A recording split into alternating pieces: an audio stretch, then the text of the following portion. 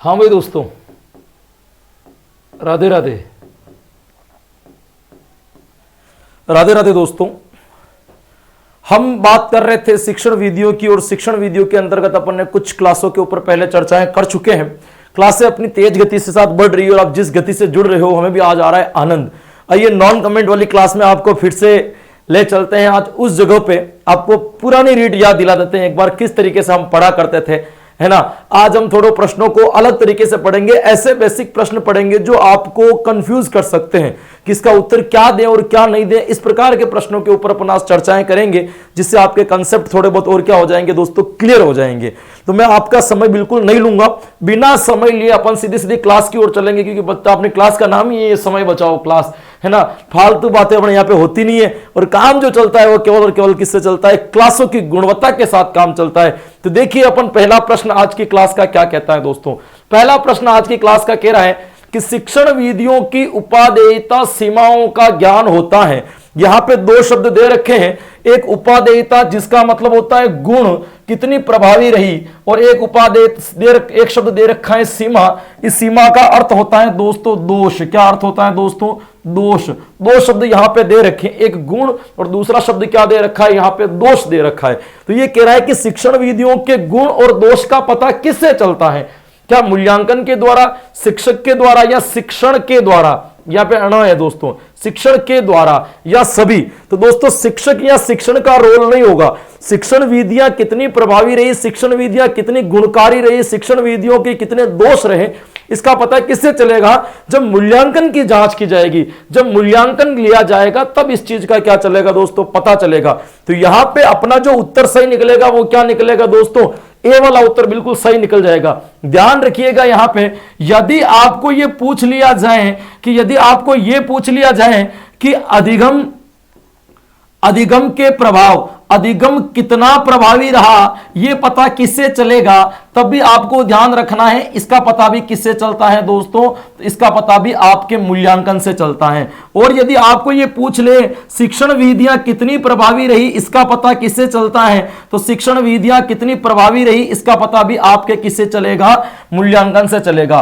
तीसरी बात आपको ध्यान रखनी है, पढ़ाने से पहले आप उद्देश्य का निर्माण करते हैं। भाई किसका निर्माण करते हैं, क्योंकि शिक्षण प्रक्रिया बिना उद्देश्य के नहीं होती है। सबसे पहला काम ही होता है उद्देश्य निर्माण, जो शिक्षण प्रक्रिया का सबसे कठिन कार्य माना जाता है, सबसे मुख्य कार्य माना जाता है। तो उद्देश्य का निर्माण करते हैं अपन। तो जो जिन उद्देश्यों का आपने निर्माण किया था वह उद्देश्य कितने प्रभावी रहे, इस चीज का भी पता हमें किससे चलेगा, मूल्यांकन से चलेगा। तो यहां पे ध्यान रखिएगा कि अधिगम कितना प्रभावी रहा, शिक्षण कितने प्रभावी, शिक्षण विधियां कितनी प्रभावी रही, और अपने उद्देश्य जो थे वो कितने प्रभावी रहे, इन सब का पता जो चलता है दोस्तों वो किससे चलता है, तो इन सब का पता अपने मूल्यांकन के द्वारा चलता है।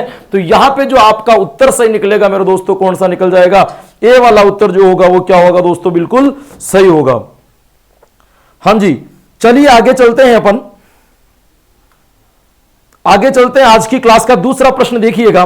दूसरा प्रश्न क्या कहता है, दूसरा प्रश्न कहता है कि मूल्यांकन की परिमाणात्मक परिविधियों के अंतर्गत आती हैं। तो हम सब लोग जानते हैं दोस्तों, मूल्यांकन की दो प्रकार की विधियां होती है। एक विधियां जो होती है मात्रात्मक, और इसी मात्रात्मक को हम परिमाणात्मक भी कहते हैं। एक विधियां जो होती है वो कौन सी होती है दोस्तों, गुणात्मक, जिसमें हम गुणों की जांच करते हैं। तो दोनों चीजें यहां पे महत्वपूर्ण होती है। तो ये कह रहा है कि मात्रात्मक प्रविधियां कौन कौन सी होती है, तो देखो जितनी भी परीक्षाएं होगी वो सब मात्रात्मक के अंतर्गत आएगी। फिर चाहे वो आपकी मौखिक परीक्षा क्यों ना हो, फिर चाहे वो आपकी लिखित परीक्षा क्यों ना हो, फिर चाहे वो आपकी प्रायोगिक परीक्षा क्यों ना हो, किसी भी प्रकार की परीक्षाएं जो होगी वो सभी परीक्षाएं आपके किसके अंतर्गत आएगी, परिमाणात्मक प्रविधियों के अंतर्गत आएगी। फिर आप कहोगे गुरुजी फिर गुणात्मक प्रविधियां क्या होती है, तो नाम सुना होगा दोस्तों, जांच सूची, rating scale, anecdotal record, portfolio record, समाजमिति, प्रश्नावली, साक्षात्कार, अवलोकन, ये सारी गुणात्मक विधियों के अंतर्गत आता है, जहां पे बच्चों के गुण के ऊपर ध्यान दिया जाता है। तो यानी कि ये प्रायोगिक परीक्षा, मौखिक परीक्षा और अपन कह सकते हैं लिखित परीक्षा, ये सभी जो है आपके परिमाणात्मक प्रविधियों के क्या माने जाएंगे, भाग। हमेशा ध्यान रखिएगा मूल्यांकन की विधियां नहीं होती हैं, मूल्यांकन की प्रविधियां होती हैं। विधियां किसको कहते हैं, जिससे शिक्षण कार्य करवाया जाए वह विधि कहलाती है, और जिससे जांच कार्य किया जाएगा वो क्या कहलाएगी, आपकी प्रविधि कहलाएगी दोस्तों। इसीलिए आप सभी को यह चीज पता भी होगी कि प्रश्नोत्तर विधि हमेशा प्रविधि होती है, कभी वो विधि होती नहीं, क्योंकि उसके द्वारा कभी पढ़ाया नहीं जा सकता। बिल्कुल दोस्तों, यहां पे आपको ध्यान रखिएगा, यहां पे आपका उत्तर कौन सा सही हो जाएगा, डी वाला उत्तर सही हो जाएगा। देखिए अगला प्रश्न क्या कह रहा है आज की क्लास का, अगला प्रश्न क्या कह रहा है, तीसरा प्रश्न रह गया है, सीधा चौथा आ गया है, कोई बात नहीं दोस्तों। मूल्यांकन के गुणात्मक प्रकार का संबंध है, यानी कि मूल्यांकन के अंतर्गत जो गुणात्मक विधियों का प्रविधियों का हम प्रयोग करते हैं उनका संबंध किससे है, आपसे यह पूछ रहा है। क्या इनका संबंध ज्ञान से है, क्या इनका संबंध भाव से है, क्या इनका संबंध क्रिया पक्ष से है। तो देखिए दोस्तों, मैं आपको एक एक विधि के द्वारा बता देता हूं। देखिए, जब हम कभी बच्चों को प्रश्नावली विधि का प्रयोग करते हैं तब बच्चों को ज्ञान पक्ष का निर्माण होता है, ज्ञान की जांच होती है वहां पे। तो इसका मतलब गुणात्मक प्रविधि का मतलब ज्ञान से भी है। भाव पक्ष की बात करते हैं जब बच्चों का हम एक तरीके से आप यूं कह सकते हो कि जैसे हम जांच सूची के द्वारा, रेटिंग स्केल के द्वारा जो पता लगाते हैं बच्चों के भाव, जैसे आपने इसका ये तो छोड़िए, उसका नाम था उस विधि का प्रतिवेदन, आत्म प्रतिवेदन विधि। उसमें भाव पक्ष का पता चलता है कि बच्चे अपनी तरफ से लिख करके अपने भावों को प्रकट करते हैं, तो भाव पक्ष भी होता है। क्रिया पक्ष अवलोकन निरीक्षण के द्वारा बालकों की क्रियाओं को देख करके जांचा जाता है। बिल्कुल, तो यहां पे गुणात्मक परिविधियां बालकों के ज्ञान पक्ष, भाव पक्ष और क्रिया पक्ष, मानव के जो तीन पक्ष होते हैं या शिक्षण के जो तीन पक्ष होते हैं, तीनों पक्षों के ऊपर क्या देती है दोस्तों, बिल्कुल बराबर जोर देती है। यहां पे आपको ध्यान रखना है कि आपका उत्तर क्या सही हो जाएगा, बिल्कुल उपयुक्त सभी 4 नंबर का ऑप्शन जो हो जाएगा यहां पे आपका क्या हो जाएगा, सही हो जाएगा। देखिए अगला प्रश्न क्या कहता है, मूल्यांकन जो है वो शिक्षा का कैसा रूप है, समग्र, अधूरा, व्यवहारिक या उपयुक्त सभी। क्या प्रश्न पूछा है आपको, मूल्यांकन शिक्षा का कैसा रूप पूछा है कि मूल्यांकन जो है वो किस प्रकार का रूप है शिक्षा का, क्या वो समग्र रूप के अंतर्गत आता है, क्या वो मूल्यांकन का अधूरा रूप है, क्या व्यवहारिक रूप है या फिर उपयुक्त में से कोई नहीं। तो दोस्तों यहां पे ध्यान रखिएगा, मूल्यांकन हमेशा समग्र रूप में आता है। किस रूप में आता है, आपके समग्र, संपूर्ण रूप से जो आपका नॉलेज जो है, संपूर्ण रूप से जो आपका ज्ञान का विकास करता है, वो जो करता है वो कौन करता है मेरे दोस्तों, वो जो करता है आपके समग्र रूप में आएगा। तो मूल्यांकन शिक्षा का कैसा रूप है, तो क्या उत्तर बताओगे यहां पे, मूल्यांकन शिक्षा का समग्र रूप है, संपूर्ण रूप है, चारों ओर से उस चीज का ज्ञान का वर्णन किया जाता है। चलिए अगला प्रश्न क्या कहता है आज की क्लास का, बहुत ही अच्छा और बहुत ही प्यारा प्रश्न है। देखिए दोस्तों, यह कह रहा है कि मूल्यांकन के द्वारा किसी व्यक्ति के संदर्भ में कैसी धारणा बनाई जा सकती है, यानी कि आप मूल्यांकन लेकर के उस व्यक्ति के बारे में क्या सोच सकते हो, कैसी धारणा का जो है आप निर्माण कर सकते हो, आपसे यह पूछ रहा है दोस्तों। तो मूल्यांकन के द्वारा किसी व्यक्ति में कैसी धारणा बनाई जा सकती है, स्पष्ट, धुंधली, अस्पष्ट या उपयुक्त सभी। तो आपको भी बताएं कि जब हम कभी मूल्यांकन लेते हैं तो बच्चों के स्पष्ट ज्ञान का पता चलता है कि वास्तविकता में बच्चों को कितना आता है। तो जाहिर सी बात है कि अपनी धारणा जो बनती है वो धारणा कैसी बनती है दोस्तों, स्पष्ट बनती है। बहुत गरीब प्रश्न है, ऐसे प्रश्न कभी कभी आते हैं और हमें उत्तर देने में थोड़ी सी दिक्कत हो जाती है, कोई घबराने की आवश्यकता नहीं है। ये देखिए, मूल्यांकन की प्रक्रिया में पाठ्य वस्तु से भी अधिक किसकी महत्ता होती है। बहुत बढ़िया चीज बताई इन्होंने कि आप शिक्षण की जो प्रक्रिया चलती है, मूल्यांकन की जो प्रक्रिया चलती है, उसमें जो आपकी पाठ्य वस्तु जो है, जो आप पढ़ाने वाले हो या जिसका आप मूल्यांकन लोगे, उस पाठ्य वस्तु से भी अधिक वैल्यू और किस चीज की, कौन सी चीज अधिक महत्वपूर्ण होती है, आपसे यह पूछ रहा है। तो यह कह रहा है क्या पाठ्य वस्तु से शिक्षक जो है वो अधिक महत्वपूर्ण होता है, पाठ्य वस्तु से जो विद्यालय है वो अधिक महत्वपूर्ण होता है, या पाठ्य वस्तु की ही महत्ता अधिक होती है, या फिर उद्देश्य की। तो पाठ्य वस्तु की तो होगी नहीं, इसको तो अपन पहले ही कर देते हैं।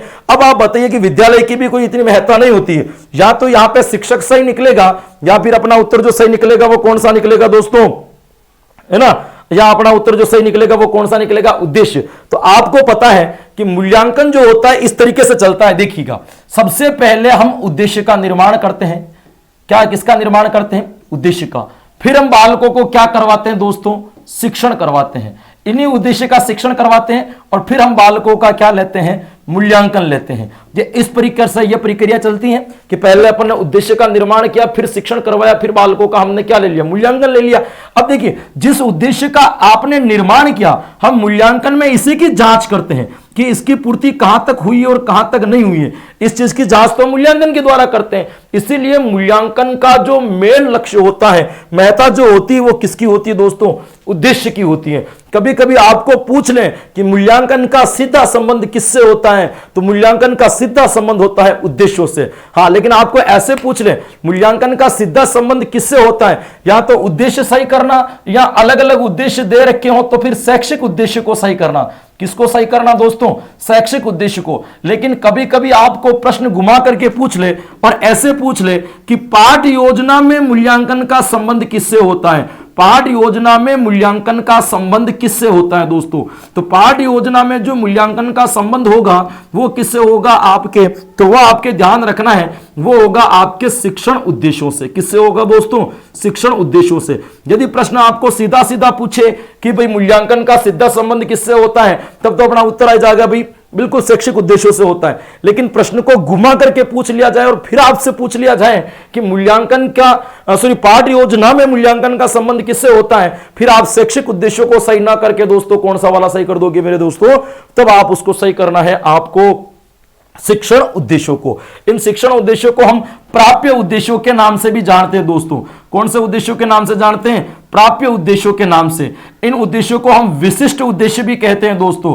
तो प्राप्य उद्देश्य आ जाए, विशिष्ट उद्देश्य आ जाए, शिक्षण उद्देश्य आ जाए, कोई घबराने की बात नहीं है, सारी चीजें एक ही होती है, इनमें कोई विशेष अंतर नहीं होता है। तो यहां पे अपना उत्तर जो सही निकलेगा वो कौन सा निकल जाएगा दोस्तों? डी वाला उत्तर। आराम से पढ़िए, ध्यान से पढ़िए। मैं केवल आपको प्रश्नोत्तरी नहीं करवा रहा हूं, नहीं आपका समय व्यर्थ करवा रहा हूं दोस्तों। इतनी तेज गति से मैं प्रश्नोत्तरी करवाता हूं और साथ साथ में डिटेल से समझाता करवाता हूं, न केवल उत्तर बता करके आगे बढ़ जाता हूं। या इसलिए ध्यान रखना कि जो टॉपिक जहां आएगा मैं उसके सारे कंसेप्ट वहां पे क्लियर कर दूंगा। तो आपको इस चीज से कोई घबराने की आवश्यकता नहीं है। देखिए अगला प्रश्न क्या कहता है, भाषा अधिगम क्या है भाई? बहुत प्यारा प्रश्न है। भाषा अधिगम है। भाषा अधिगम क्या है दोस्तों? यह प्रश्न पूछ रहा है आपसे। भाषा अधिगम है अल्पकालिक, दीर्घकालिक, आजीवन या आकस्मिक। तो नॉर्मल सी बात है दोस्तों, न तो भाषा दीर्घकालिक कह सकते हैं, ना अल्पकालिक कह सकते हैं, ना आकस्मिक होती है। जब तक आप जीवित हो तब तक आप भाषा का अधिगम कर सकते हो, जब चाहो जो भाषा सीख सकते हो, क्या फर्क पड़ता है? तो यहां पे आजीवन अपन सही कर सकते हैं, कोई दीर्घकालिक अल्पकालिक नहीं होगा, क्योंकि सही होगा वो होगा आजीवन। जब तक आप जीवित हैं तब तक आप भाषा का अध्ययन कर सकते हैं। सी वाला सही हो जाएगा। गरीब प्रश्न था ये तो, बहुत बढ़िया प्रश्न है। उच्च प्राथमिक स्तर पर व्याकरण शिक्षण की उपयुक्त प्रणाली है सूत्र प्रणाली, भाषा संसर्ग प्रणाली, आगमन प्रणाली या समवाय प्रणाली। देखिए ये कौन से स्तर पर पूछ रहा है? उच्च प्राथमिक स्तर पर। मैं आपको कई बार बता चुका हूं कि जब कहीं तक आपको उच्च प्राथमिक स्तर लिखा हुआ है, इसका मतलब वो छोटे स्तर या प्रारंभिक स्तर की बात कर रहा है। किसकी बात कर रहा है? छोटे स्तर की बात कर रहा है दोस्तों, है ना। बहुत तरीके उच्च स्तर और छोटा स्तर, हम 8वीं तक को छोटे स्तर में ही मानते हैं, निम्न स्तर ही मानते हैं, प्रारंभिक स्तर ही मानते हैं। तो यहां पे आपको ये चीज ध्यान रखिएगा। अब ये कह रहा है कि उच्च प्राथमिक स्तर पर कौन सी चीज होगी? पहले बात करते हैं सूत्र प्रणाली। सूत्र का मतलब पहले बच्चों को सूत्र रटवा करके सवाल करवाए जाएंगे, निगमन की तरह होती है ये विधि। तो ये तो बड़े बच्चों के लिए होगी, छोटे बच्चे तो सूत्र से सवाल कर नहीं पाएंगे, इसको अपन काट देते हैं। भाषा संसर्ग प्रणाली, ये क्या बात कर रहे थे? व्याकरण शिक्षण की उपयुक्त विधि है। यहां पे आपको एक चीज को ध्यान रखना है, यहां पे व्याकरण शिक्षण भाषा संसर्ग विधि के अंतर्गत जो व्याकरण शिक्षण दिया जाता है वो कैसे दिया जाता है दोस्तों? आपको श्रेष्ठ कवियों की किताब, श्रेष्ठ लेखकों की किताब पढ़ा करके केवल व्यवहारिक व्याकरण सिखाई जाती है, जबकि ये तो पूरे व्याकरण शिक्षण की बात कर रहा है अलग से। तो भाषा संसर्ग और समवाय दोनों को काट देंगे, क्योंकि ये दोनों अपने शिक्षण के दौरान ही व्याकरण की व्यवहारिक शिक्षा दी जाती है, अलग से नहीं दी जाती है। अलग से सूत्र प्रणाली में दी जाती है और आगमन प्रणाली में। तो 3 ऑप्शन अपने कट चुके हैं, तो चौथा ऑप्शन अपने आप से ही निकलेगा, आगमन प्रणाली। बिल्कुल छोटे बच्चों के लिए आगमन प्रणाली सबसे श्रेष्ठ प्रणाली मानी जाती है, यह आपको ध्यान रखना है। लेकिन एक चीज मैं आपको और बता रहा हूं, जो आपके सामने ये दोनों विधियां दे रखी है, कौन कौन सी विधियां दे रखी है दोस्तों? एक तो आपके दे रखी है समवाय प्रणाली और एक दे रखी है भाषा संसर्ग प्रणाली। ये दोनों आगमन की सहायक विधियां कहलाती है, ध्यान रखिएगा। आगमन की कौन सी विधियां कहलाती है दोस्तों? सहायक विधियां कहलाती हैं। कौन कौन सी? एक तो समवाय विधि और एक कौन सी बताओगे आप? भाषा संसर्ग विधि। दोनों आगमन की सहायक विधियां कहलाती है। इसके साथ में एक विधि और आती है, वो भी आगमन की सहायक विधि है, जिसका नाम है आपके बेसिक शिक्षा प्रणाली, या इसको वर्धा शिक्षा प्रणाली भी कहते हैं। बेसिक या वर्धा शिक्षा प्रणाली किसकी देन है? महात्मा गांधी ने दे रखी है, आप सबको पता है, नॉर्मल सी बात है। ये वर्धा शिक्षा प्रणाली भी आगमन की कौन सी विधि मानी जाती है? सहायक विधि मानी जाती है। तो यहां पे आपको ध्यान रखना है, कभी आपसे पूछ ले कि आगमन की सहायक विधियां कौन कौन सी हैं, तो आगमन विधि की सहायक विधियां भाषा संसर्ग विधि, समवाय विधि और बेसिक शिक्षा प्रणाली, तीनों आगमन की सहायक विधियां मानी जाती है। तो यहां पे आपका उत्तर कौन सा सही हो जाएगा मेरे दोस्तों? आगमन विधि। आपका उत्तर यहां पे क्या हो जाएगा? बिल्कुल सही हो जाएगा भाई। चलिए अगले प्रश्न की ओर चलते हैं। अगला प्रश्न क्या कहता है? विद्यालय परीक्षाओं के माध्यम से मूल्यांकन किया जाता है हिंदी शिक्षण के। यह कह रहा है कि विद्यालय में के जो परीक्षाएं होती हैं, परीक्षाओं के माध्यम से मूल्यांकन किया जाता है किसके?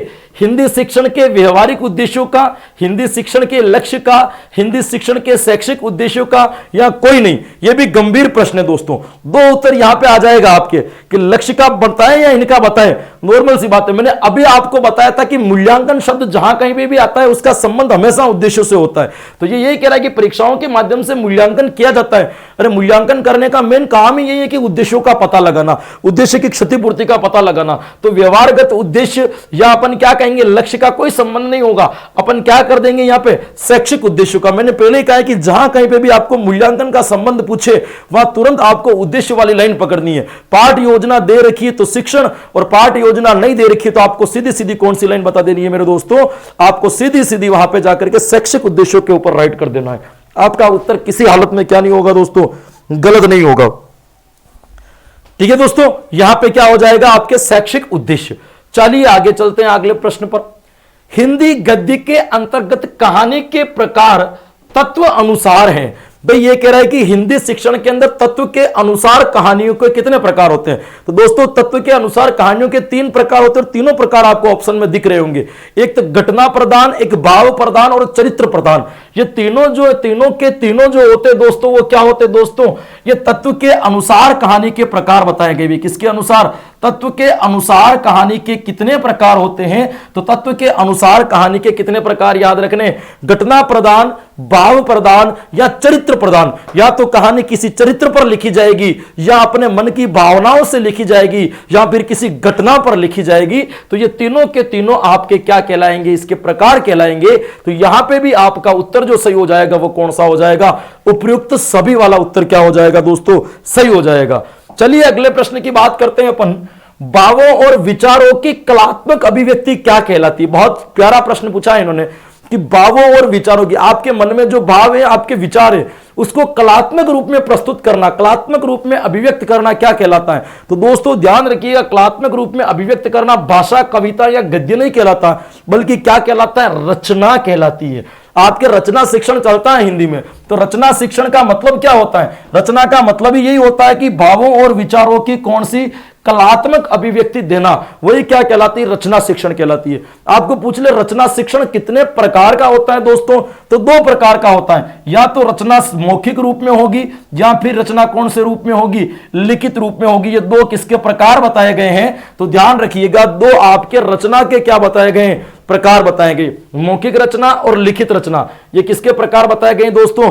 रचना के प्रकार बताए गए भाई, है ना। तो ये आपको रचना के संदर्भ में क्या रखना है? हल्का सा याद रखना है। यकीनन आपको आनंद भी आ रहा होगा, है ना। इस तरीके से प्रश्नों की रफ्तार कराई जाएगी। मैंने पहले ही कहा था आपको घबराने की जरूरत नहीं है। शिक्षण विधियों का कंसेप्ट कराने की जिम्मेदारी मेरी है, और मैं आपको क्लियर करवा के रहूंगा किसी भी हालत के अंतर्गत। बिल्कुल दोस्तों, चलिए अगले प्रश्न की ओर चलते हैं अपन। अगले प्रश्न की ओर चलते हैं, ना रहे पसीनों में। पाठ योजना में मूल्यांकन के लिए, पाठ योजना में मूल्यांकन के लिए कौन सा कथन सही है? यह कह रहा है कि पाठ योजना के लिए, मूल्यांकन के लिए कौन सा कथन सही है, इसकी बात कर रहा है। मतलब इसमें से 3 चीज तो क्या होगी? आपके गलत होगी। किसके बारे में पूछा है? पहले देखिए, लेसन प्लान की बात कर रहा है दोस्तों। किसकी बात कर रहा है? ये लेसन प्लान की बात कर रहा है। तो पाठ योजना के लिए कौन सा कथन सही है? सॉरी, नहीं है, नहीं पूछा है, सही है। मतलब 3 गलत है, इसका मतलब ये कह रहा है कि प्रश्न वस्तुनिष्ठ हो। ये बिल्कुल सही है। पाठ योजना के अंतर्गत लेसन प्लान में आप कोई से भी प्रश्न लेकर के जाओ, चाहे वो प्रस्तावना से संबंधित हो, चाहे ऐसे हो जिनके उत्तर कम से कम दिए जाते हैं, वस्तुनिष्ठ हो। ये बिल्कुल सही है। कम से कम 3 प्रश्न होने चाहिए। बिल्कुल पाठ योजना के बाद जो आप मूल्यांकन करते हो उसमें कम से कम 3 प्रश्नों का होना अनिवार्य है। मूल्यांकन प्रश्नों की संख्या कम से कम 3 होती है, अधिकतम से अधिकतम आप 7 कर सकते हैं, लेकिन कम से कम कितने होने चाहिए? 3 होने चाहिए। प्रश्न उद्देश्यनिष्ठ हो, बिल्कुल जो आपने पढ़ाया है उसी के आधार पर आपको प्रश्नों का निर्माण करना है, तो सारी बातें सही हो जाएगी। उपयुक्त सभी को सही कर देंगे कि पाठ योजना में जो मूल्यांकन लिया जाता है वो प्रश्न वस्तुनिष्ठ भी होने चाहिए, वो कम से कम उनकी संख्याएं जो है वो भी 3 होनी चाहिए, और प्रश्न कैसा होना चाहिए? अपने उद्देश्यनिष्ठ भी होने चाहिए। तीनों बातें यहां पे क्या हो जाएगी दोस्तों? सही हो जाएगी। तो देखिएगा, ये अभी तक अपन 14 प्रश्नों का सफर अपन ने तय किया है। लगभग मैं आपको हर एक चीज के बारे में बता रहा हूं दोस्तों। कॉल्डवेल कुक ने किसके ऊपर बल दिया दोस्तों? कॉल्डवेल कुक, नाम जानते होंगे आप कॉल्डवेल कुक का। देखिए, हेनरी कॉल्डवेल कुक इसका पूरा नाम है। खेल विधि के ऊपर बल देने वाले मनोवैज्ञानिक थे हेनरी कॉल्डवेल कुक। क्या कहते हैं ये? किसके ऊपर बोले? क्या खेल से पूर्व वाचन पर? क्या बच्चों को खेलने से पहले वाचन पर बल देना चाहिए, या वाचन से पूर्व खेल पर? बालक बोलना सीखे, वाचन करना सीखे, उससे पहले बालकों को पढ़ना सीखे, उससे पहले बालकों को खेल खिलाना चाहिए, या मौन वाचन पर या ध्वनि साम्य पर? इन दोनों का रोल नहीं है, क्योंकि अपन अपना वाला फॉर्मूला अपनाएंगे कि जब कभी भी 2 ऑप्शन अपने आप में ऑपोजिट होते हैं तो उनमें से एक प्रश्न सही होता है। ये अपना फॉर्मूला, इसको अपन अपनाएंगे। तो यहां तो खेल से पूर्व वाचन पर हो गया, वाचन से पूर्व खेल पर, तो इन्होंने खेल पर बल दिया है, तो पहले खेल आएगा, बाकी सब क्रियाएं बाद आएगी। इन्होंने कहा है कि बालकों को वाचन करवाने से पहले किसके ऊपर जोर देना चाहिए? खेल के ऊपर जोर देना चाहिए। खेल के माध्यम से जो है बच्चों को क्या करना चाहिए? आपको खिलाना चाहिए दोस्तों। ये आपको इसके संदर्भ में क्या रखना है? ध्यान रखना है दोस्तों। तो बिल्कुल यहां पे वाचन से पूर्व हो जाएगा। और हेनरी कॉल्डवेल कुक कौन थे? तो दोस्तों ध्यान रखना, खेल विधि पर प्रथम और व्यापक प्रयोग करने वाले मनोवैज्ञानिक। खेल विधि पर व्यापक प्रयोग किसके द्वारा किया गया? तो खेल विधि पर व्यापक प्रयोग जो है आपके हेनरी कॉल्डवेल कुक। क्या नाम है दोस्तों इनका पूरा? हेनरी कॉल्डवेल कुक द्वारा जो है खेल विधि का प्रयोग किया गया था। इसीलिए कहीं कहीं हम पढ़ते हैं कि हेनरी कॉल्डवेल कुक जो है खेल विधि के जनक माने जाते हैं। भाई क्या माने जाते हैं? जनक माने जाते हैं। बिल्कुल दोस्तों, लीजिएगा आपका अगला प्रश्न। यह प्रश्न अपन पहले 1-2 दिन पहले की क्लास में कर चुके हैं दोस्तों।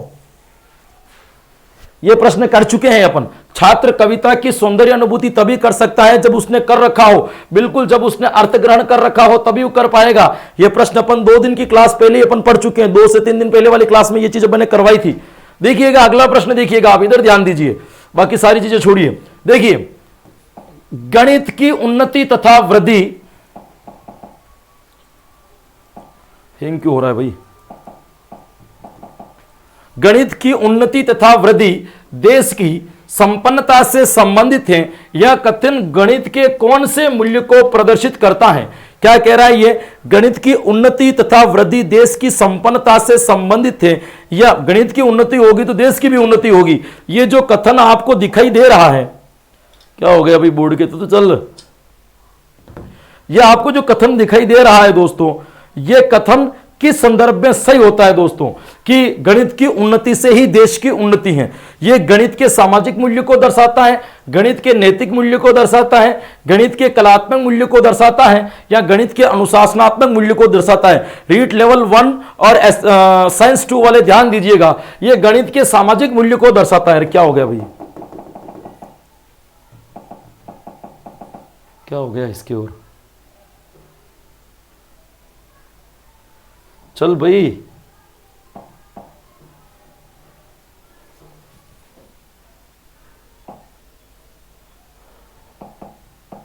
क्यों रुक गया? हमारे पास टाइम नहीं है इतना, रुकिएगा 5 मिनट वेट कीजिएगा। यहां पे उत्तर चल गया। यहां पे जो उत्तर सही होगा वो कौन सा हो जाएगा मेरे दोस्तों?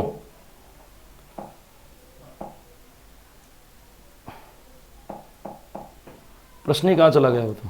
अच्छा, जूम हो गया होगा। ये आ गया भाई, अरे आजा। देखिए यहां पे जो आपका उत्तर सही हो जाएगा वो कौन सा हो जाएगा? आपके गणित का सामाजिक मूल्य क्या हो जाएगा? आपका उत्तर सही हो जाएगा। चलिए अगले प्रश्न की ओर चलते हैं। विद्यार्थियों के द्वारा गणितीय समस्याओं को हल करने के दौरान की जाने वाली गलतियों की प्रकृति और विशेषताओं को जानने की प्रक्रिया को क्या कहा जाता है? यह कह रहा है कि गणित के विद्यार्थियों की समस्याओं को हल करने के दौरान, गणित आप बच्चों को पढ़ा रहे हो, किसी न किसी प्रकार की क्या आ रही है, समस्याएं आ रही है, और उन समस्याओं की प्रकृति और विशेषताओं को जानने की प्रक्रिया जो है वो क्या कहलाएगी दोस्तों? तो आपको पता है, तो गणित में एक टॉपिक दे रखा है आप लोगों के, त्रुटि विश्लेषण। तो बालकों के दौरान की जाने वाली गलतियां, प्रकृति और विशेषताओं को जानने की प्रक्रिया को हम कहते हैं त्रुटि विश्लेषण। गणित के अंदर त्रुटि विश्लेषण कर रखा है कि बालक कौन कौन सी गलतियां कर रहे हैं उनको जान लिए जाए, उनका विश्लेषण कर लिया जाए। तो ये यहां पे जो उत्तर सही हो जाएगा वो कौन सा हो जाएगा? आपके गणित का त्रुटि विश्लेषण, संश्लेषण नहीं होगा, है ना दोस्तों। यहां पे क्या हो जाएगा? आपका विश्लेषण। बी वाला उत्तर जो होगा वो क्या होगा? बिल्कुल सही उत्तर हो जाएगा दोस्तों आप लोगों का। गजब। चलिए अगले प्रश्न की ओर चलते हैं। उपलब्धि परीक्षण एवं नियमित परीक्षण में क्या अंतर है? उपलब्धि परीक्षण और नियमित परीक्षण में क्या अंतर है? उद्देश्यों का अंतर है, प्रकृति का अंतर है, कठिनाइयों का अंतर है, या इनमें से कोई नहीं? तो आपको ध्यान रखना है दोस्तों, उपलब्धि परीक्षण एवं नियमित परीक्षण में क्या अंतर है। यदि आपको इस प्रकार के प्रश्न पूछ ले तो आपको ध्यान रखना है कि उपलब्धि परीक्षण और नियमित परीक्षण के अंदर का जो अंतर है ना, वह उद्देश्यों का अंतर है दोस्तों। क्या अंतर है? कि नियमित परीक्षण के अंतर्गत हम शिक्षण उद्देश्यों का प्रयोग करते हैं, जबकि उपलब्धि परीक्षण में हम शैक्षिक उद्देश्यों का प्रयोग करते हैं। इसलिए इन दोनों के अंदर जो अंतर होगा, प्रकृति और कठिनाइयों का ना होकर के किसका हो जाएगा? आपके उद्देश्यों का क्या माना जाएगा? अंतर माना जाएगा दोस्तों। तो यहां पे आपको इस चीज का क्या रखना है? ध्यान रखिएगा दोस्तों, बिल्कुल उद्देश्यों का अंतर माना जाएगा। वस्तुनिष्ठ परीक्षण की महत्वपूर्ण विशेषता क्या है? कौन से परीक्षण की पूछ रहा है दोस्तों? वस्तुनिष्ठ परीक्षण जो होता है, वस्तुनिष्ठ परीक्षण जो लिया जाता है उसकी महत्वपूर्ण विशेषताएं क्या है? तो देखिए, वस्तुनिष्ठ का मतलब जिसमें एक ही उत्तर हो, एक शिक्षक जांच कर रहा है, एक से अधिक शिक्षक जांच करे फिर भी परिणाम वही रहे, उसको हम वस्तुनिष्ठ कहेंगे। तो वस्तुनिष्ठ परीक्षण की विशेषताएं देखिएगा। विश्वसनीयता, 100% वस्तुनिष्ठता के अंदर विश्वसनीयता होती है, बिल्कुल सही है। वैधता का होना सबसे पहले जरूरी है, क्योंकि यह मूल्यांकन का अनिवार्य गुण है। मूल्यांकन का अनिवार्य गुण है वैधता, वैधता का होना जरूरी है। वस्तुनिष्ठता तो पहले ही होगी, तो यहां पे अपन सभी को सही करेंगे दोस्तों, क्योंकि ये सारी महत्वपूर्ण है, ये भी महत्वपूर्ण है, ये भी महत्वपूर्ण है, ये भी महत्वपूर्ण है। यहां पे विश्वसनीयता भी जरूरी है और साथ साथ में क्या जरूरी है? वैधता भी जरूरी है और साथ साथ में क्या जरूरी है? आपकी वस्तुनिष्ठता भी इसके अंदर क्या मानी जाएगी? जरूरी मानी जाएगी। इसीलिए अपन इसको क्या सही करेंगे? डी वाले ऑप्शन को यहां पे अपन क्या कर देते हैं भाई? सही कर देते हैं। घबराइएगा मत, है ना। आज कोई किसी के ऊपर कोई ध्यान नहीं। ये मेरे ऐसी क्लास से पहले चला करती थी, जब शुरुआत में अपन ने लिया था, है ना। पता ही नहीं, राम जाने मर्जी हो जो करो, है ना। कोई बात नहीं, आज प्रीमियर है, कल से जो है आपकी लाइव हो जाएगी। फिर से मैं थोड़ा बाहर जाना चाह रहा था, इसलिए प्रीमियर क्लास लगाई गई है, कोई दिक्कत नहीं। प्राथमिक स्तर पर गणित का क्या महत्व है भाई? छोटे स्तर पर गणित का क्या महत्व है? सांस्कृतिक, मानसिक, व्यवहारिक या आध्यात्मिक? सभी बच्चों का ध्यान जाएगा, व्यवहारिक नहीं होगा, मानसिक। छोटे बच्चों को गणित इसलिए सिखाई जाती है कि वो दिमाग की एक्सरसाइज करें। व्यवहारिक गणित उच्च प्राथमिक स्तर पर प्रारंभ होती है मेरे दोस्तों, इसीलिए यहां पे मानसिक सही करना, व्यवहारिक मत कर देना, गलत हो जाएगा उत्तर। प्राथमिक स्तर पर व्यवहारिक गणित नहीं सिखाई जाती है, उच्च प्राथमिक स्तर से व्यवहारिक। यहां पे तो गणित इसलिए सिखाई जाती है कि बालक का मानसिक विकास हो, बालक को गिनती याद हो, बालक को पहाड़े याद हो, है ना, बालक जोड़ के निशान को समझ पाए, ये सारी चीजें सिखाई जाती है। गुणा भाग जोड़ बाकी करना, इतना रुपया लेन देन वगैरह, ये सब उच्च प्राथमिक स्तर से शुरू होता है। इसलिए यहां पे प्रारंभिक स्तर देता तो हम व्यवहारिक कर देते, लेकिन इसने प्राथमिक स्तर अलग से दे रखा है, तो अपन किसको सही करेंगे? मानसिक स्तर को यहां पे सही कर देंगे। बी वाला आंसर आपके बिल्कुल यहां पे सही हो जाएगा। देखिएगा, मैथमेटिक्स अभिक्रमित अनुदेशन प्रणाली के प्रवर्तक कौन है? कौन सी प्रणाली के बारे में पूछा है दोस्तों? मैथमेटिक्स अभिक्रमित, इसको कहीं कहीं पे अवरोही प्रणाली, अवरोही अभिक्रमित भी लिखा हुआ मिलता है दोस्तों, वो भी सही है। अवरोही अभिक्रमित को ही अपन मैथमेटिक्स कहते हैं, अभिक्रमित प्रणाली। अवरोही अभिक्रमित भी कह सकते हैं इसको, और इसको क्या कह सकते हैं अपन? मैथमेटिक्स अभिक्रमित मशीन भी कह सकते हैं। इसके प्रतिपादक कौन है? बीएफ स्किनर नहीं है दोस्तों, क्योंकि बीएफ स्किनर ने तो रेखीय अभिक्रमित अनुदेशन का निर्माण किया था। कौन से अभिक्रमित मशीन का किया था दोस्तों? रेखीय अभिक्रमित मशीन का जो है इन्होंने यहां पे निर्माण किया था। लेकिन रॉबर्ट मेंगर का नाम यहां पे नहीं आता है, बिल्कुल टीएफ गिलबर्ट जो होगा यहां पे उत्तर सही हो जाएगा। टीएफ गिलबर्ट ने जो है आपके मैथमेटिक्स अभिक्रमित अनुदेशन मशीन का क्या किया है? निर्माण किया है। तो आपको पूछ ले कभी भी कि अवरोही अभिक्रमित या मैथमेटिक्स अभिक्रमित मशीन का निर्माण किसने किया, प्रतिपादक कौन है, प्रवर्तक कौन है, तब आपको नाम बताना है गिलबर्ट। लेकिन जब रेखीय पूछ ले तो क्या उत्तर बताओगे, स्किनर। तो यहां पे स्किनर नहीं होकर के आपका सही उत्तर क्या हो जाएगा मेरे दोस्तों, बिल्कुल बी आंसर यहां पे आपका क्या हो जाएगा भाई, सही हो जाएगा। देखिएगा अगला प्रश्न, किसने कहा था कि प्रोजेक्ट एक स्वउद्देश्य प्रक्रिया है जिसे मन लगाकर सामाजिक वातावरण में पूरा किया जाता है। यह परिभाषा किसकी है, आपको यह बताना है कि किसने यह कहा था कि प्रोजेक्ट जो है एक उद्देश्यपूर्ण प्रक्रिया है जिसको सामाजिक वातावरण में मन लगाकर किया जाता है। तो आपको यह भी पता होगा दोस्तों, प्रोजेक्ट की बात करें, योजना की बात करें, परियोजना की बात करें, परियोजना की बात करें या प्रायोजना की बात करें, सबके ऊपर जो सर्वाधिक जोर देने वाला व्यक्ति था उसका नाम था किलपैट्रिक। क्या नाम था दोस्तों, किलपैट्रिक। तो जाहिर सी बात है कि यह परिभाषा भी किसने दी होगी, किलपैट्रिक। तो पूछ ले कि किसने कहा था कि प्रोजेक्ट एक उद्देश्यपूर्ण प्रक्रिया है जिसको वातावरण में मन लगाकर पूरा किया जाता है। तो यहां पे आपको बिना सोचे आंसर दे देना है, किलपैट्रिक क्या हो जाएगा दोस्तों, सही आंसर हो जाएगा। बाकी ऑप्शन इसमें क्या समझाएं, केवल मनोवैज्ञानिकों के नाम है दोस्तों। देखिए यह भी बहुत अच्छा प्रश्न है। एक परीक्षण जिस गुण के मापन के लिए वह बना है वह उसी का मापन करता है, परीक्षण की यह कसौटी को क्या कहेंगे। यह कह रहा है कि ऐसा कोई परीक्षण है वो जिसके मापन के लिए बना है, केवल उसी का मापन करता है। मूल्यांकन के इस गुण को हम क्या कहते हैं, क्या मूल्यांकन के इस गुण को वैधता कहते हैं, विश्वसनीयता कहते हैं, वस्तुनिष्ठता कहते हैं या विभेदकारिता कहते हैं। तो दोस्तों इस गुण को अपन कहेंगे वैधता। जिस उद्देश्य के लिए परीक्षण का निर्माण किया गया हो उसी उद्देश्य की पूर्ति करना वैधता कहलाती है। यह वैध, यह मूल्यांकन का अनिवार्य गुण होता है दोस्तों, यह भी ध्यान रखिएगा। मूल्यांकन का अनिवार्य गुण कौन सा होता है कि और मूल्यांकन में कोई दूसरी चीज हो ना हो लेकिन यह चीज होना जरूरी है। तो मूल्यांकन का अनिवार्य गुण दोस्तों वैधता को माना गया है। मूल्यांकन का अनिवार्य गुण कौन होता है दोस्तों, वैधता होती है। विश्वसनीयता में क्या होता है कि एक परीक्षण को एक परीक्षण को एक ही शिक्षक एक ही वातावरण में यदि बार बार चेक करे और परिणामों में परिणाम जो है लगभग समान रहे तो इस परिस्थिति को हम विश्वसनीयता कहते हैं। वस्तुनिष्ठता में क्या होता है, परीक्षण एक होता है लेकिन शिक्षक अधिक होते हैं। एक ही परीक्षण को एक से अधिक शिक्षक जांचने पर भी परिणामों में कोई अंतर नहीं आता है, इसमें लगभग समान रहता है। वस्तुनिष्ठता में कोई अंतर नहीं आता, यह ध्यान रखिएगा। दोनों में एक बारीक अंतर लिखवा रहा हूं मैं आपको। विश्वसनीयता में परिणाम क्या रहता है आपका, यहां पे परिणाम लगभग समान रहता है ना, परिणाम क्या रहता है आपका, लगभग समान परिणाम रहता है। लेकिन यहां पे आपको ध्यान रखना है वस्तुनिष्ठता में परिणाम में कोई अंतर नहीं आता, परिणाम में कोई अंतर नहीं। किसी भी टीचर से चेक करवा लो, कितने भी टीचर से चेक करवा लो, कोई अंतर नहीं मिलेगा आपको, परिणामों में कोई अंतर नहीं आता है दोस्तों। इस परिस्थिति को हम क्या कहते हैं, इस परिस्थिति को हम वस्तुनिष्ठता कहते हैं। बात करते हैं विभेदकारिता क्या चीज है। विभेदकारिता का मतलब होता है एक ऐसा परीक्षण जो बालकों को कैटेगरी वाइज डिवाइड कर दे, अलग अलग भागों में वर्गीकरण कर दे। ये प्रतिभाशाली बालक है, ये मंदबुद्धि बालक है, ये सामान्य बालक है, ये पिछड़ा बालक है।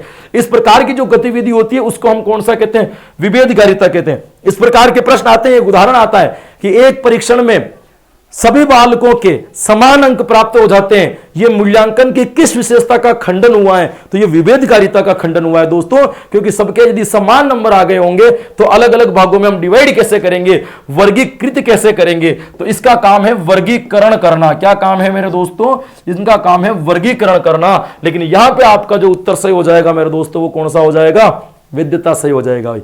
कौन सा हो जाएगा भाई, वैधता। आनंद तो आ रहा है ना, मस्ती लेते रहिए साथ साथ में, है ना। मैं खुद ले रहा हूं पढ़ाने की, मुझे इतना मजा आ रहा है तो जाहिर सी बात है आप लोगों को तो मुझसे अधिक आना चाहिए भाई। मैं तो आपसे ज्यादा मजे ले रहा हूं पढ़ाने के, तो मेरे से अधिक मजा आपको आना चाहिए दोस्तों। बिल्कुल दोस्तों, चलिएगा आगे प्रश्न पढ़ते हैं। बहुत बढ़िया प्रश्न है। निम्नलिखित में से कौन सा कथन विशिष्ट उद्देश्य की विशेषता नहीं है। विशिष्ट उद्देश्य का मतलब अभी मैंने आपको बताया, विशिष्ट उद्देश्य हमेशा शिक्षण उद्देश्य होते हैं। देखिएगा, यह कहता है कि यह विशिष्ट और स्पष्ट होता है, यह तो बिल्कुल सही, यह तो विशेषता है, यह उत्तर नहीं हो सकता। यह व्यवहारगत प्रतिपल के पदों में होते हैं। बिल्कुल विशिष्ट उद्देश्य का हम व्यवहारगत परिवर्तन लिखते हैं। याद करो वो जिसमें आपने लिखा होगा ज्ञानात्मक, अवबोध, है ना, ज्ञानोपयोग, कौशल, अभिरुचि, अभिवृत्ति लिखा होगा उसके अंदर। व्यवहारगत प्रत्यास्मरण करेगा, प्रत्यभिज्ञान करेगा, है ना, अभिरुचियों का विकास होगा, अंतर कर पाएगा, तुलना कर पाएगा, कौशलों का विकास होगा, बालक पढ़ने में रुचि लेंगे, ये करते थे ना अपन। ये व्यवहारगत परिवर्तन, ये तो विशेषता है, ये भी नहीं होगा। ये प्राप्य होते हैं, बिल्कुल ये प्राप्य होते हैं। मैंने अभी आपको कहा था कि शिक्षण उद्देश्य हमेशा विशिष्ट उद्देश्य होते हैं, प्राप्य उद्देश्य होते हैं, दोनों चीजें एक होती है। ये सामान्यकृत रूप में होते हैं, नहीं होते हैं दोस्तों। सामान्य उद्देश्य जो होते हैं वो कौन से होते हैं? आपके शैक्षिक उद्देश्य को सामान्य उद्देश्य कहा जाता है। अरे जो सबके लिए प्रयोग में आए वह आपके सामान्य, जो विशिष्ट रूप में किसी एक पाठ के लिए काम में आए उसको हम विशिष्ट कहते हैं। तो शिक्षण उद्देश्य प्रत्येक पाठ, प्रत्येक चैप्टर, प्रत्येक भाग के लिए अलग अलग बनते हैं, तो वो विशिष्ट उद्देश्य कहलाएंगे। और बाकी ये जो सामान्य उद्देश्य जो है वो केवल पूरी किताब के लिए एक समान होते हैं, यूनिट के लिए एक जैसे होते हैं, ये शैक्षिक उद्देश्य कहलाएंगे। यहां आपका उत्तर सही निकलेगा मेरे दोस्तों, डी वाला उत्तर। यदि एक परीक्षण को एक समूह पर, बहुत अच्छा प्रश्न है ये भी, यदि एक परीक्षण को एक समूह पर 2 या 3 बार प्रशासित किया जाए तथा हर बार समूह के छात्रों की अंकों में निश्चितता रहे, निम्न क्रिया में कौन सी विशेषता निहित है? यह कह रहा है कि एक कोई परीक्षण है जिसे या 2 या 3 बार प्रशासित किया जा रहा है, एक परीक्षण को 2 से 3 बार लिया जा रहा है, फिर भी क्या कह रहा है? हर बार समूह के छात्रों की अंकों में निश्चितता रहे। प्रत्येक बार लगभग क्या हो गई आपके संख्याएं, जो प्रश्नों का जो निश्चित क्रम है वो लगभग क्या बना हुआ है। ये कौन सी विशेषता है? मैंने अभी आपको बताई थी। जब एक परीक्षण को एक ही शिक्षक बार बार जांचे और अंकों में अंतर ना है, तो ये कह रहा है कि 2 या 3 बार प्रशासित किया जा रहा है तथा हर बार समूह के छात्रों की अंकों में निश्चितता रहती है, लगभग बराबरता रहती है। तो ये कौन सा होगा? वस्तुनिष्ठता होगा या विश्वसनीयता? ये विश्वसनीयता होगी।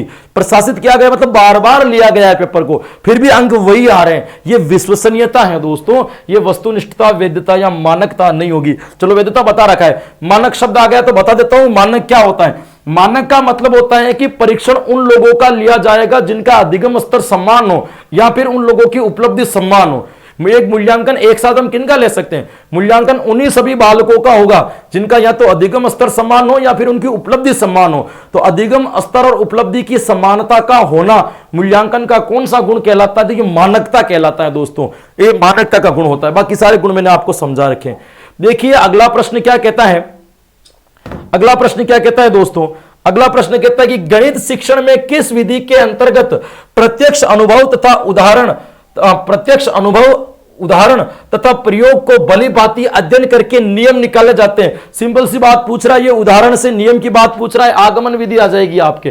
कौन सी विधि आ जाएगी आपके? आगमन विधि आ जाएगी। आपको इस संदर्भ में कुछ भी नहीं सोचना है, नॉर्मल सा प्रश्न है। किस आयु वर्ग के बच्चों के लिए शिक्षा का अधिकार कानून एवं मौलिक अधिकार है? तो ध्यान रखिएगा, यह बहुत अच्छा आरटीई का प्रश्न है। कौन से वर्ष के उम्र के बालकों को आपको आरटीई के संबंध में जोड़ा गया है? शिक्षा का जो मौलिक अधिकार दिया गया है उसमें 5 से 15 वर्ष, 6 से 12 वर्ष, 6 से 14 वर्ष या 6 से 16 वर्ष। तो ध्यान रखिएगा यहां पे आपका उत्तर सही होगा 6 से 14 वर्ष तक के बालकों का। 6 से 14 वर्ष तक के बालकों को निःशुल्क और अनिवार्य रूप से शिक्षा दी जाएगी। शिक्षा के अलावा उनको और किसी काम में नहीं लगाया जा सकता, ये उन बालकों का अधिकार है। जो आरटीई एक्ट, जो राइट टू एजुकेशन का एक्ट आया था, उसके अंदर ये चीज बताई गई है दोस्तों कि 6 से 14 वर्ष। लेकिन आपको ध्यान रखना है, इस आरटीई के अंतर्गत यह भी बताया है कि 3 से 6 वर्ष के बालकों के, जो 6 वर्ष से पहले के बालक के 3 से 6 वर्ष के बीच में जिनकी उम्र है, इनके समुचित शिक्षा की समुचित शिक्षा की व्यवस्था भी किसके द्वारा की जाएगी? सरकार द्वारा की जाएगी, है ना। 3 से 6 वाले बालकों की भी शिक्षा सरकार करेगी, लेकिन ये आरटीई के अंडर नहीं आएंगे, लेकिन पढ़ाने की व्यवस्था सरकार द्वारा की जाएगी, जिसके चक्कर में अपने आंगनबाड़ी केंद्र वगैरह अभी भारत के अंतर्गत प्रचलित है, बालवाड़ी वगैरह जो चलते हैं। तो ये चीजें आपको इस संदर्भ में क्या रखनी है, ध्यान रखनी है। मैं आपको आरटीई का पूरा फैक्ट पढ़ाऊंगा, उसके अंदर कौन सी धारा में ये चीज बताई गई है, क्या बताई गई है, सारी डिटेल्स अपन उस वाला टॉपिक में करेंगे दोस्तों। एनसीएफ 2005 किसके ऊपर बल देता है भाई? एनसीएफ 2005 नेशनल करिकुलम फ्रेमवर्क 2005 किसके ऊपर बल देता है? रटने पर, करके सीखने पर, सूत्र याद करने पर या सवाल करने पर? तो दोस्तों ये करके सीखने पर बल देता है, क्योंकि इन्होंने बात कही थी कि कक्षा कक्ष को बाहरी वातावरण से जोड़ा जाए। किससे जोड़ा जाए? कक्षा कक्ष की गतिविधियों को बाहरी वातावरण से जोड़ा जाए। बाहरी वातावरण का मतलब बालकों को घुमा करके पढ़ाया जाए, और घुमा करके जब पढ़ा जाता है तो भ्रमण विधि आती है, और भ्रमण विधि को हम करके सीखने वाली विधि कहते हैं मेरे दोस्तों। बी आंसर यहां पे आपका क्या हो जाएगा रे? अरे सही हो जाएगा, बी उत्तर क्या हो जाएगा आपका? सही हो जाएगा। चलिए अगले प्रश्न की ओर चलते हैं। विकासशील मूल्य सफलता मुख्यतः निर्भर करती है। बहुत अच्छी चीज पूछी है, ये वैसे एप्टीट्यूड वाला प्रश्न है, लेकिन फिर भी इस प्रश्न के बारे में संदर्भ आपको हल्का सा क्या रखना है? ध्यान रखना है। देखिएगा, यह कहता है कि विकासशील मूल्य की सफलता मुख्य किसके ऊपर निर्भर करती है? विकास जो होता है वो किसके ऊपर निर्भर करता है? सरकार पर, समाज पर, परिवार पर, या शिक्षक पर? तो सिंपल सी बात है, इनमें से आप समाज को निकाल दो, सरकार भी इसके अंदर आती है, परिवार भी इसके अंदर आता है, शिक्षक भी इसके अंदर आता है। बी वाला उत्तर अपने आप सही हो जाएगा। भाई विकासशील मूल्य, देश का विकास समाज पर निर्भर करता है। जैसा समाज होगा वैसे विकास होगा। साइकोलॉजी में आप वाइगोत्स्की को पढ़ते होंगे, तो वाइगोत्स्की को आपने पढ़ा होगा, तो उसने बताया था कि समाज और संस्कृति के द्वारा ही मानव का सर्वाधिक विकास होता है। यानी कि विकास जो होता है वो समाज और संस्कृति के आधार पर होता है। इसने बल दिया था, तीन चीजों के ऊपर बल दिया है वाइगोत्स्की ने, समाज, संस्कृति और भाषा के ऊपर बल दिया है, और कहा कि ये सर्वाधिक अनुकरण से सीखते हैं, बाकी सबका काम तो स्कैफोल्डिंग करना है। उन्होंने संप्रत्यय दिए थे, मनोविज्ञान में पढ़े होंगे आपने, स्कैफोल्डिंग पढ़ा होगा आपने, एमकेओ पढ़ा होगा आपने, है ना, ये जो जेडपीडी पढ़ा होगा आपने, ये सारे उन्हीं की तो देने। तो आपको इस संदर्भ में ध्यान रखिएगा कि ये विकासशील जो होता है वो किसके ऊपर होता है? आपके समाज पर होता है। दोस्तों 31 नंबर के प्रश्न में आपके कौन सा सही हो जाएगा? बी वाला सही हो जाएगा। गणित में निदानात्मक परीक्षण का क्या उद्देश्य है? निदानात्मक परीक्षण का मतलब होता है, देखो तीन चीजें होती है, मैं आपको यहां पे बता देता हूं। एक होता है आपके परीक्षा, एक होता है निदान, एक होता है उपचार। तीन चीजें होती है।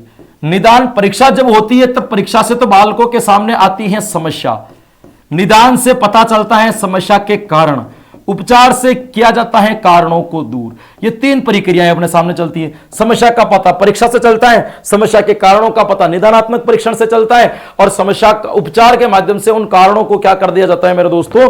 दूर कर दिया जाता है। तो अब आपसे ये पूछ रहा है कि गणित में निदानात्मक परीक्षण के क्या उद्देश्य?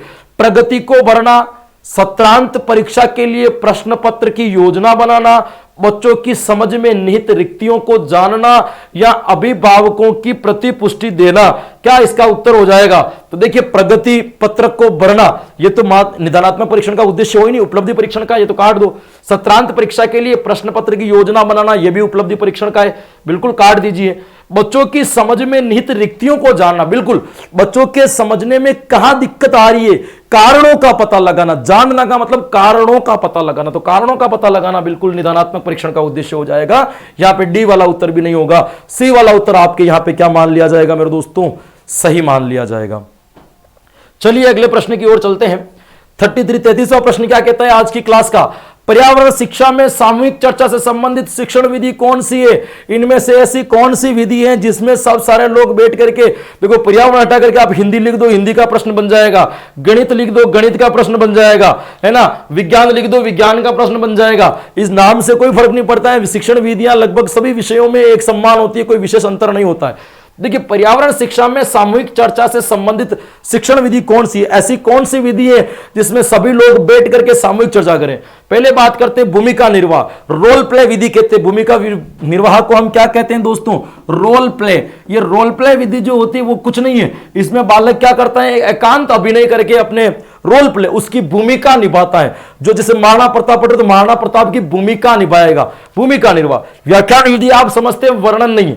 विचार गोष्ठी में, यानी कि पर्यावरण शिक्षा में सामूहिक चर्चा का मतलब विचार गोष्ठी, बैठ करके आसपास में बैठ करके, गोष्ठी का मतलब यही होता है विचार विमर्श करना, है ना। तो यहां पे आपको ध्यान रखिएगा कि आपके कौन सा उत्तर सही हो जाएगा दोस्तों? डी वाला उत्तर क्या हो जाएगा? यहां पे सही हो जाएगा। चलिए अगले प्रश्न की ओर चलते हैं। फिर से हैंग हो गया, नहीं हुआ? अच्छा, मुझे लगा हैंग हो गया। देखिएगा, एनसीएफ 2005 के अनुसार प्राथमिक स्तर पर पर्यावरण अध्ययन का प्रमुख उद्देश्य होना चाहिए नेशनल करिकुलम फ्रेमवर्क जिसने ये बताया है। पहली बात तो ये सोच लीजिए कि एनसीएफ 2005 क्या है, तो ध्यान रखना भारत का, राजस्थान का नहीं कह रहा हूं, देश का नवीनतम शिक्षा का दस्तावेज है। देश का नवीनतम शिक्षा का दस्तावेज, सबसे नया दस्तावेज यदि कोई है, नवीनतम दस्तावेज है दोस्तों, शिक्षा का नवीनतम दस्तावेज यदि कोई है तो वो कौन सा है? आपके एनसीएफ 2005 शिक्षा का नवीनतम दस्तावेज, ध्यान रखिएगा।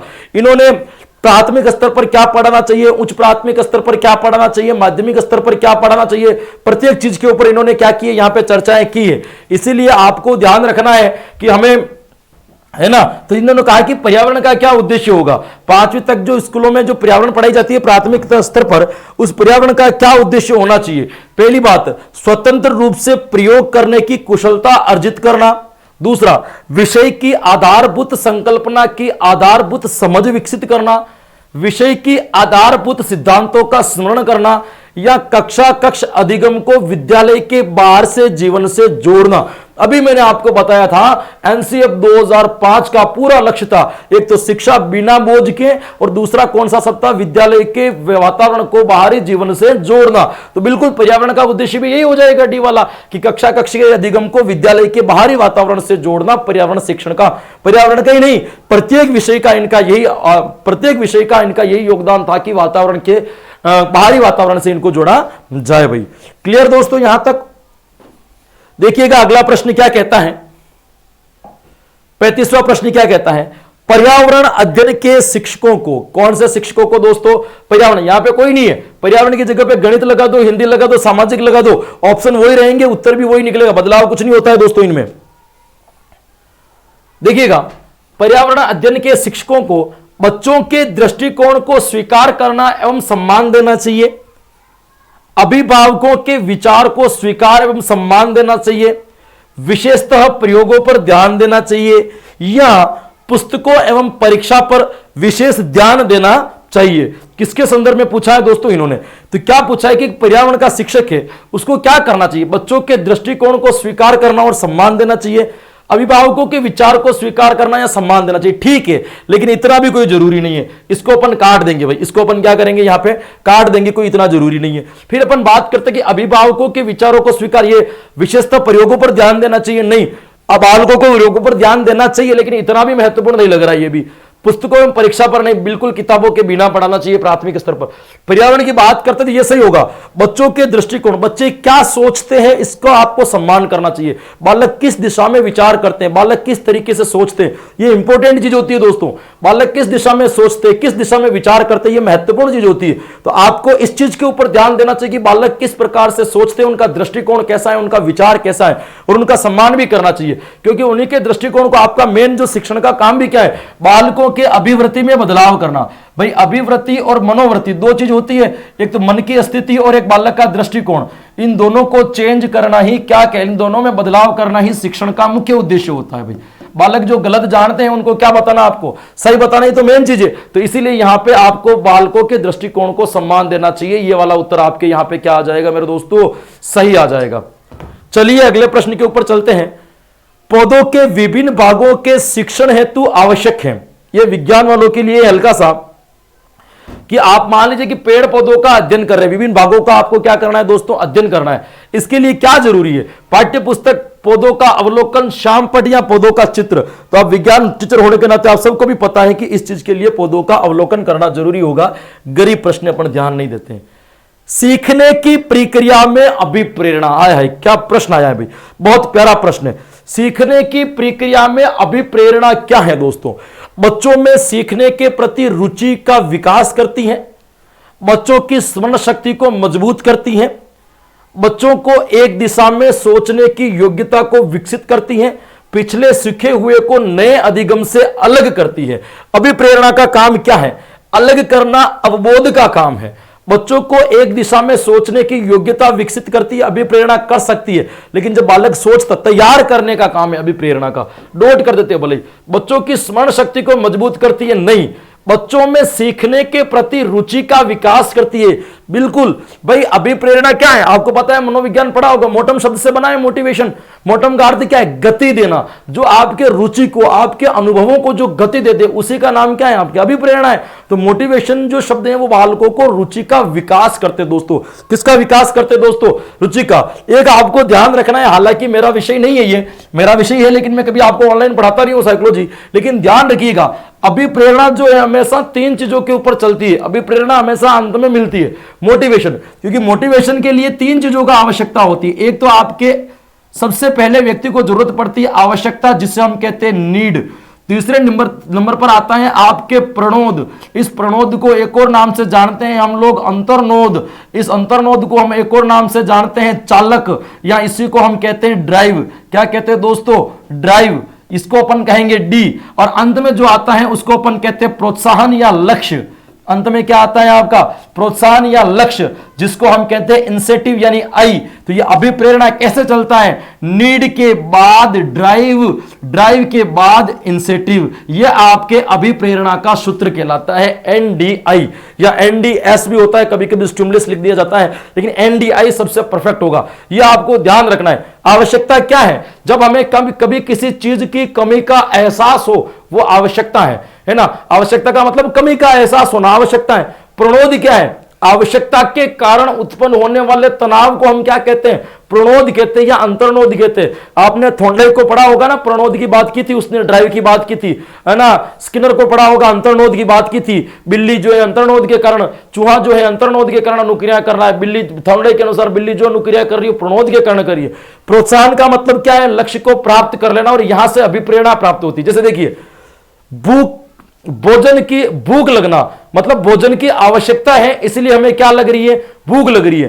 तो भोजन की कमी, भोजन की कमी तो क्या कहलाएगी, आपकी आवश्यकता। आपको भूख क्यों लग रही है, क्योंकि भोजन की कमी हुई है। प्रणोद का मतलब क्या है, भूख। इस भूख के कारण आप में तनाव आया है। और भूख क्या है कि भोजन की कमी से जो आपको एहसास हो रहा है उसी का नाम क्या दे रखा है, भूख। और फिर अंत में आप क्या कर लोगे, भोजन करने से आपका तनाव समाप्त हो जाएगा, मतलब क्या हो जाएगा, भूख कम हो जाएगी और आपको गति फिर से मिल जाएगी काम करने की। तो ये रुचियों का विकास करता है। खैर छोड़िए, ये साइकोलॉजी वाला पार्ट है, कभी पढ़ेंगे अलग से। लेकिन ये आपको यहां पे ध्यान रखना है, यहां पे उत्तर क्या सही हो जाएगा आपका। बहुत भारी प्रश्न आते हैं, 2 प्रश्न देख करके जा रहा हूं, उत्तर देना कमेंट के अंदर, बताना। मैं एक प्रश्न पूछ रहा हूं, क्या प्रोत्साहन से चालक की चालकता में कमी आती है, क्या प्रोत्साहन से चालक की चालकता में वृद्धि होती है, क्या प्रोत्साहन से चालक की चालकता बनी रहती है, क्या प्रोत्साहन से चालक की चालकता पर कोई प्रभाव नहीं पड़ता। ये नॉर्मल सा प्रश्न है, ये प्रोत्साहन है, ये चालक है, ऐसे प्रश्न आते हैं मनोविज्ञान में। मैं आपको, मुझे टाइम नहीं मिल रहा है देखिए, ये भी आपको कभी कभी करवाऊंगा मैं ना। लेकिन ध्यान रखिएगा यहां पर आपका उत्तर क्या हो जाएगा, ए। नेक्स्ट लिखिएगा, बच्चों के लिए सीखने के अवसर प्रदान करने के लिए आप इनमें से क्या नहीं करेंगे। आप छोटे बच्चों को सिखाना चाहते हो, भी छोटे बच्चों को क्या करवाना चाहते हो मेरे दोस्तों, अधिगम करवाना चाहते हो। बच्चों को सीखने के अवसर प्रदान करने के लिए आप इनमें से कौन सा काम है जो नहीं करना पसंद करेंगे दोस्तों, कि हाँ हमें ये नहीं करना चाहिए, करने की बात नहीं कह रहा, ये नहीं करेंगे। बच्चों को समस्या सुलझाने के लिए प्रेरित करेंगे, बिल्कुल करेंगे, ये तो करना चाहिए, ये तो उत्तर नहीं होगा। उनकी अवधारणा संरचना को स्पष्ट करने में मदद करेंगे, ये भी करेंगे, क्यों नहीं करेंगे। उन्हें सुझाव संकेत देंगे जिससे वह नया ज्ञान सीखे, बिल्कुल शिक्षक को यह भी करना चाहिए। तीनों गलत है, चौथा वैसे भी सही है। उन्हें सही उत्तर अच्छी तरह समझा देंगे, नहीं, सही उत्तर नहीं समझाना है, कंसेप्ट समझाना है। सही उत्तर मैं बता दूं 4 में से डी सही, और आगे निकल गया, आपको कैसे पता चला कि डी सही है, कंसेप्ट क्लियर। हर एक ऑप्शन आपको बताना है कि ये सही क्यों है, दूसरे जो गलत थे वो कहां सही होंगे, ये आप नहीं करोगे। एक शिक्षक होने के नाते आपका केवल यही काम नहीं है कि बालकों को सही उत्तर समझा दो, बालकों को सही उत्तर खोज करने के लिए मजबूर करना चाहिए। यहां पे आपका ये वाला उत्तर जो होगा दोस्तों क्या नहीं हो पाएगा, थोड़ा सा सही नहीं हो पाएगा भाई। एक बार मुंह पूछ लेते हैं। चलिए 39वां प्रश्न क्या कहता है, 39वां प्रश्न क्या कहता है, पर्यावरण अध्ययन की कक्षा में विद्यार्थियों की खोज से संबंधित दक्षता का विकास करने हेतु एक शिक्षक निम्न में से किसका चुनाव करेगा। कक्षा में विद्यार्थियों की खोज संबंधी दक्षता, बालकों में खोज प्रवृत्ति का विकास हो, इसके लिए एक शिक्षक जो है वो कक्षा के अंदर इन चारों परिस्थितियों में से किस परिस्थिति का चुनाव करेगा दोस्तों, आपको यह पूछा गया है। देखिए पहले ये नीचे वाला देखिए, पाठ्य वस्तु को निर्धारित समय पर पूरा करा गया, इससे कौन सी खोज प्रवृत्ति हो जाएगी, ये तो नहीं होगा। ऐसी पाठ्य वस्तु जिसको अधिकांश विद्यार्थी पसंद करें, ठीक है, हो सकता है कि खोज करना। ऐसी पाठ्य वस्तु जो विद्यार्थियों के लिए महत्वपूर्ण हो, इसको भी नोट करना पड़ेगा। ऐसी पाठ्य वस्तु जो विद्यार्थियों के दैनिक जीवन से जुड़ी हो, बिल्कुल दैनिक जीवन से जुड़ी हुई समस्याओं का समाधान करने के लिए बालक में खोज प्रवृत्ति का विकास हो सकता है। पहला वाला ऑप्शन सही हो जाएगा भाई, बाकी सारे ऑप्शन नहीं होंगे, क्योंकि बालकों को आपको अन्वेषण शक्ति का विकास करना है, खोज शक्ति का विकास करना है। तो समस्याएं उनके दैनिक जीवन से जुड़ी हुई होगी, तभी तो आप समस्याओं का समाधान करोगे, बाकी कैसे करोगे? कुर्ट लेविन को याद करो, क्षेत्रीयता का सिद्धांत, मनोविज्ञान पढ़ी होगी, आज मनोविज्ञान बहुत निकल रही है। कुर्ट लेविन क्या कहता है क्षेत्रीयता का सिद्धांत के अंतर्गत? प्रत्येक व्यक्ति का एक जीवन दायरा होता है और उस जीवन दायरे से ही व्यक्ति के जीवन में समस्याएं आती है। जीवन दायरे से बाहर की समस्याएं व्यक्ति के जीवन में नहीं आती है। तो जब जीवन दायरे के अंदर कोई समस्याएं आती है तो उसका समाधान व्यक्ति स्वयं कर लेता है, और जीवन दायरे से बाहर की समस्याएं होती है तो उसका समाधान जीवन में कभी नहीं कर पाता है। तो यही बात यहां पे देखिए ना, अगर आपको खोज करना है तो आप समस्या का समाधान कौन से करोगे? जो जीवन क्षेत्र से होगी। जीवन क्षेत्र का मतलब क्या है? दैनिक जीवन से जुड़ी हुई प्रत्येक व्यक्ति का दैनिक जीवन ही उसका जीवन क्षेत्र होता है मेरे दोस्तों। तो यहां पे आपका जो उत्तर सही हो जाएगा दोस्तों, कौन सा हो जाएगा? ए वाला उत्तर क्या हो जाएगा? सही हो जाएगा। लीजिए आपका अगला प्रश्न, पर्यावरण अध्ययन की कक्षा कैसी होनी चाहिए? पाठ्य पुस्तक पर आधारित, गतिविधि पर आधारित, पाठ्य पुस्तक में दिए गए गतिविधियों पर आधारित, या उपयुक्त सभी? बताइए पर्यावरण लेवल 1 वालों कैसी होनी चाहिए?